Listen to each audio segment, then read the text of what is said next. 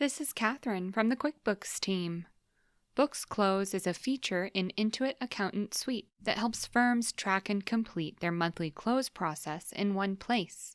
In this video, you'll see how to manage close assignees and custom statuses using Books Close preferences. Start on the Books Close overview page. Select Books Close Settings, then click on the Preferences tab. By default, admin users have access to Books Close settings. Admins can grant this access to additional firm roles as needed. In the Close Assignees section, you can enable or disable up to 3 assignees for Books Close to match your firm's workflow. You can also rename them to reflect your team's structure. This allows you to manage which team member is responsible for each task.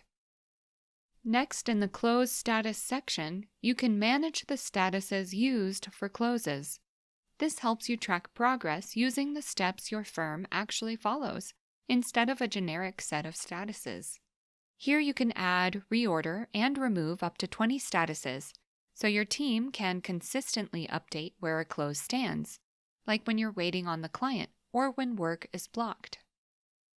Now you know how to manage close assignees and custom statuses to use in Books Close.